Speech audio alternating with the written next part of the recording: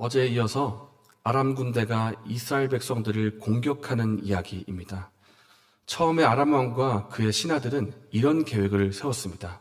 우리가 어디에 진을 치고 있다가 이스라엘 백성들이 지나가거든 우리가 공격을 하자. 그런데 이 계획이 번번이 실패가 되는 것입니다. 이쪽에 가서 진을 쳤더니 이스라엘 백성들이 그리로 지나가지 않고, 저기 가서 진을 쳤더니 또 이스라엘 백성들이 지나가지를 않고, 그래서 왕이 너무나 마음이 복잡해서 혹시 우리 가운데 이제 스파이가 있냐, 혹시 내 이야기를 이스라엘 백성들에게 전달하는 사람들이 있느냐라고 의심의 질문을 했더니 신하들이 말하기를 그것이 아닙니다. 이스라엘 땅에 선지자 엘리사가 있는데 그가 우리가 침실에서 하는 말까지도 다 듣고 왕에게 전달하기 때문에 이런 전쟁이 일어나지 못하고 있는 것입니다. 그래서 아람 왕은 그럴 것이 아니라 차라리 엘리사를 공격하려 가자.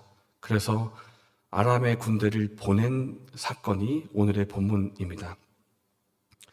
15절에 사환이 일어났습니다. 엘리사를 도와주는 사환인데, 사환이 아침에 일어났더니 성읍에 수많은 아람의 군대 병거들이 둘러싼 것을 보게 된 것입니다. 어떻게 보면 위기 순간이죠. 엄청나게 놀란 그 사환이 엘리사에게 말합니다. 선지자님, 지금 큰일 났습니다. 지금 우리 주변에 성읍을 빙 둘러싼 아람의 군대들이 있습니다. 이거 어떻게 하면 좋습니까? 사환은 몹시나 당황했고 마치 목숨이 달아날 것처럼 그렇게 위급하게 말을 했지만은, 근데 신기하게도 엘리사의 마음은 그렇지 않았습니다. 너무나 평온했고 평안한 가운데 두려워하지 말라고 말합니다. 16절입니다. 대답하되 두려워하지 말라. 우리와 함께한 자가 그들과 함께한 자보다 많으니라 하고 이 사환의 마음을 안심시켜 준 후에 하나님께 기도를 드립니다. 하나님, 이 사환의 눈을 열어서 진실이 무엇인지, 지금 상황이 어떻게 돌아가는지를 보게 해주십시오 라고 기도를 했더니 이 사환의 눈이 열리면서 무엇을 보았는가 하면 이 아람의 군대보다 더 많은 하나님의 군대를 보게 된 것입니다. 창세기에도 보면 이제 창세기에도 하나님의 군대 마하나임이 있는 것을 보게 되는데, 이 불말과 불병거가 이 엘리사 주위를 빙 둘러싸고 있는 이 놀라운 장면을 보게 된 것입니다. 이 불말과 불병거는 하나님의 군대라고 볼 수가 있는데, 말하자면 하나님의 임재가 이곳에 있다는 뜻이고 하나님의 구원과 도우심이 이곳에 있다는 뜻입니다. 그래서 사환의 마음도 역시 안심하게 됩니다. 사환의 눈이 열렸지만 오히려 눈이 닫힌 사람들이 있는데, 그것은 바로 이스라엘을 공격하러 왔던 아람의 군대들입니다.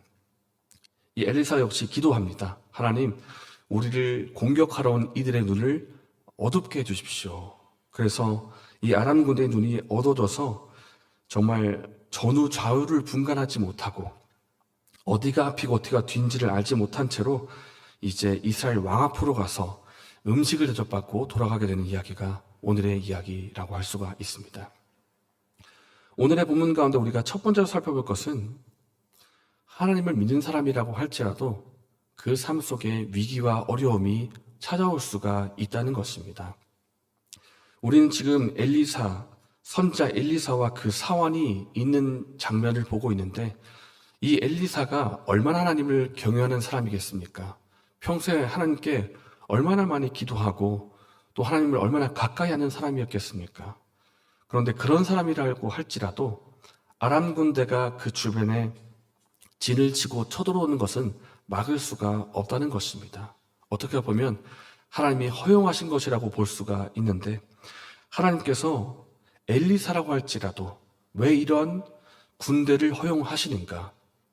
그 목적은 군대에 있지 않고 그 이후에 하나님께서 베푸시는 구원과 은혜에 있습니다. 그 다음의 사건을 보여주기 위해서 잠시 어려움을 허락하실 때가 있다는 것입니다. 말하자면 이것입니다. 두려워하지 말라.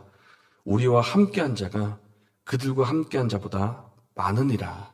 이것을 말씀하시기 위해서 잠시 아람 군대를 허락하셨다는 것입니다. 우리 역시 예수님을 믿고 있고 신앙생활을 하고 있지만 우리의 삶 속에 전혀 어려움이 없겠습니까?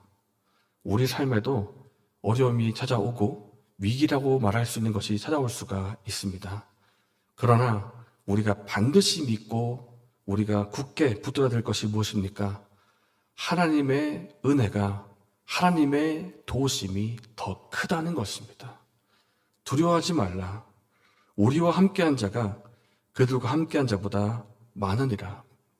우리 삶 속에 위기가 찾아올 수가 있고 어려움이 닥쳐올 수가 있겠지만은 분명히 믿어야 할 것은 하나님의 임재와 하나님의 은혜와 도우심이 더 크다는 사실입니다.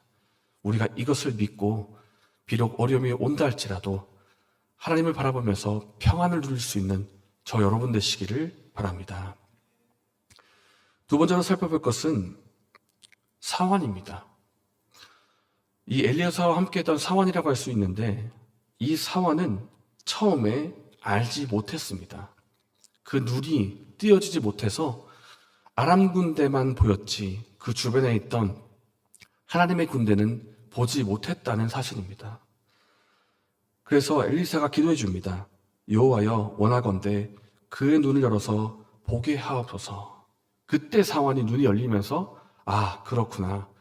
아람 군대보다 하나님의 군대가 더 많구나.